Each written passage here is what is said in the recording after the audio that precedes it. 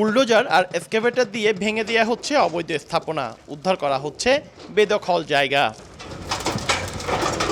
চট্টগ্রামের উত্তর হালিশহর থেকে উত্তর কাট্টলী পর্যন্ত পানি উন্নয়ন বোর্ডের মালিকানাধীন লিং রোডের দুই পাশে গড়ে ওঠা 40 একরের বেশি জায়গা এতদিন দখল করেছিলেন সাবেক মেয়র মঞ্জুর আলম, সাবেক সংসদ সদস্য দিদারুল আলম সহ আওয়ামী লীগ সরকারের দাপুটে নেতা এবং বিভিন্ন শিল্প গ্রুপ। এর আগে বেশ কয়েকবার উদ্যোগ নিলেও নানা বাধাই উচ্ছেদ করতে পারেনি পানি উন্নয়ন বোর্ড। তবে রাজনৈতিক পট পরিবর্তনের পর অবৈধ রেস্তোরাঁ, গ্যারেজ, মিনি স্টেডিয়াম সহ বিভিন্ন প্রতিষ্ঠান ভেঙে ফেলা হয়। 40 একর জায়গার টার্গেট নিয়েছি আমরা 3 দিনের মধ্যে।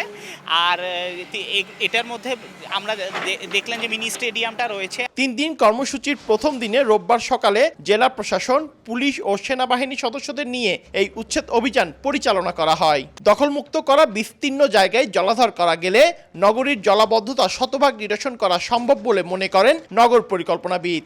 দখলমুক্ত জায়গা কাঁটাতার দিয়ে ঘিরে ফেলে পানি উন্নয়ন বোর্ড, যাতে নতুন করে কেউ দখল করতে না পারে। পার্থপ্রতিম বিশ্বাস, সময় সংবাদ, চট্টগ্রাম।